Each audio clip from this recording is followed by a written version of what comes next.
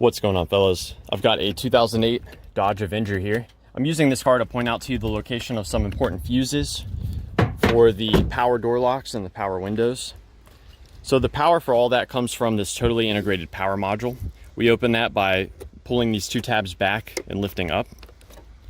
For the power windows, your car may or may not have a J-case fuse in this position here. If you do have a fuse here, check it because it's for use for the power windows. These other fuses are primarily for the power locks. The power for the actual door lock motors comes from this 20 amp fuse right here. There's a 10 amp fuse here that provides power to the computer that is in control of the locks. And we've got another 10 amp fuse here that sends power to a module that is used for the keyless entry. So if your keyless entry is not working, that fuse for that is here. Now, these other fuses receive some power from 30 amp fuses here. There's two of them. These are a little harder to get to. You've got to pry this plastic piece up. Should just be able to squeeze it while you lift up. There we go.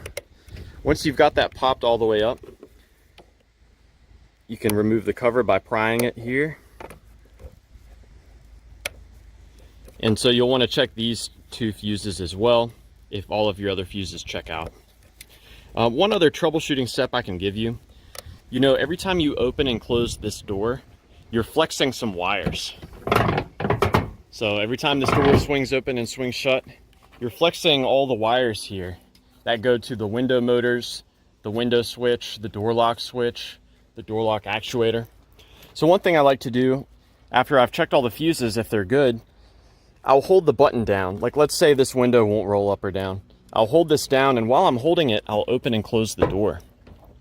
If I can find any certain position at which I can angle the door where the window starts to roll up or down, then I can suspect that I have a broken wire in this loom that's making intermittent contact.